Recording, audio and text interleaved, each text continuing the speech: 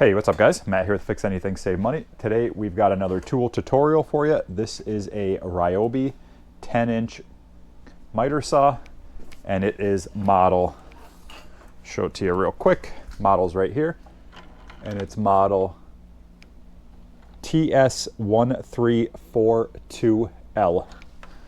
Okay, and I'll also put that in the video description and on the thumbnail so you guys know the model. So we're going to be showing you kind of the walkthrough of this tool, showing you how to do a blade change, showing you all the features, and answering any questions you guys might have. All right, so we'll dive right in. So you can see here, this is how we loosen this to adjust our angle that we're going to be cutting at. So you just tighten that down to lock it, and then it's not going to move. And when you want to change your angle, you just loosen and then press down on this little lever, and you can see it clicks into each place. It clicks into the main degrees that you're going to be cutting: 15, 22, 30, and then 45. And then everything else, you kind of just have to move it around, and it goes each way. Okay, and then if we want to cut a bevel, we would loosen this right here, and you can see here it's right now at 0. See if I could get in on that a little bit closer. There's a little red line that's on 0, so you would just loosen this, and then you could actually rotate the saw, or kind of tilt it one way, tilt it that way. Okay, and then you could see what you're cutting at. So all the way down, we would be cutting at a 45-degree angle. Okay, then we would just tighten that down if we were going to make a cut like that. But for this demonstration, we're just going to be cutting with no bevel. We're just going to set it to 0. We want to cut straight down, tighten that. Again, you can see that's at 0. That's at 0. Okay. And then you can see here we have our little safety guard, dust collector, which goes on just like this. So when it's full, you know, you just squeeze that, take it off, or you could hook this up to a shop vac or something for dust collection. And then when you want to empty the bag, you just unzip that, dump out all your sawdust, and then just put it back on. Okay. And then here is our trigger right here. So now we pretty much showed you everything on the actual saw. We'll show you how to change a blade now. That's probably going to be the most common question that people have. So we'll kind of twist the saw like this. And it does come with an Allen wrench located right here.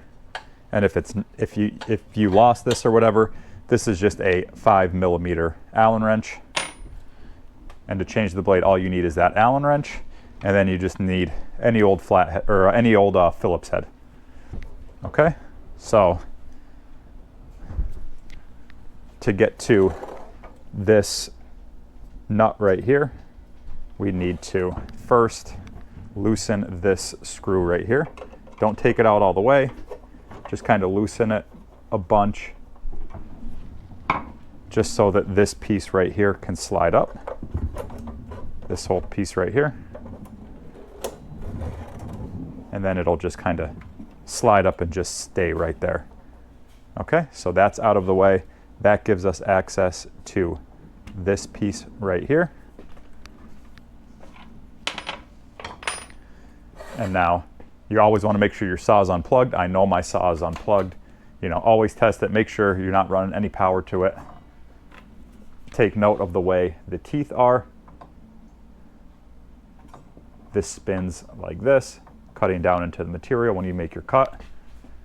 And then the only other thing I want to point out is this right here.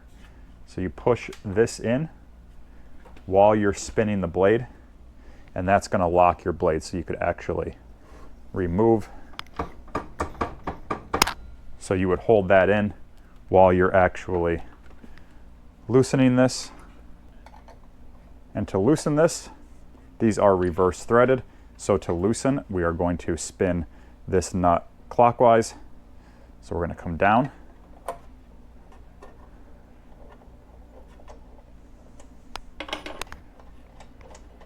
Okay.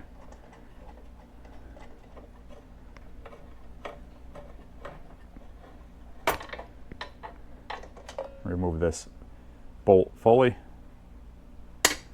And then you could go ahead and remove this. This is your little laser guide. And then we could remove our blade. Okay, so there's our blade. And then to put everything back on, we're just going to put it all back up, feed it in, slide it in. Again, take note of the direction of the teeth. You don't want to put it on reverse. We're going to take our little laser guide here, put that back on, and take note of the way that this is shaped. It's kind of an oval. Okay. And then to tighten this, we're going to, like I said, it's reverse threaded. So we're going to spin this counterclockwise to tighten. Apologies if the lighting isn't the best right there. Okay.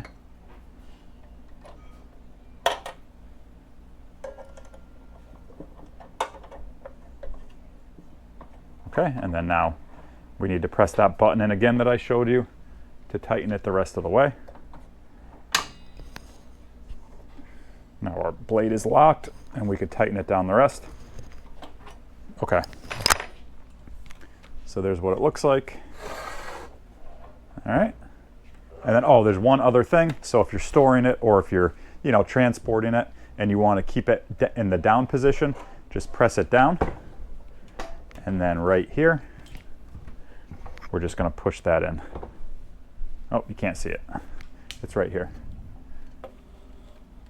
So just press down, open that up right there, and that's going to release it. And then when you want to store it down, push it down, and then just push this in. And now it's in the down position. The teeth of the blade are inside the shoe. Okay, so now that's down. We have our blade back on. And then the last thing we're going to do is we're going to take a screwdriver and tighten that back up. And the one that comes with it actually has a little screwdriver on the end, so we could just go ahead and use that.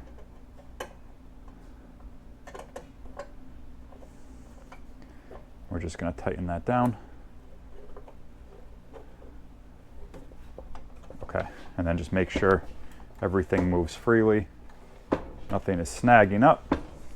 Okay, so now we have the blade back on, the guard back in place, secure. Now we're going to get power to our saw. So we're going to plug our saw back in, and then we're just going to make a cut on this scrap 2x. All right, so we have power to our saw. We're going to slam this up against the 2x, up against the plate here. And then we're just going to make a cut. Show it to you a little bit better right here.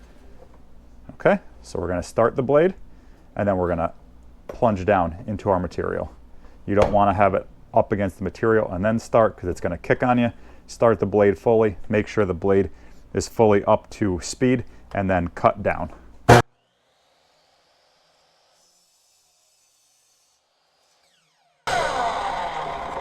Okay. So yeah, guys, that pretty much sums up the tutorial and blade change on this Ryobi 10-inch miter saw. If you guys have any questions at all, be sure to reach out in the comments and I'll get back to you as soon as I can.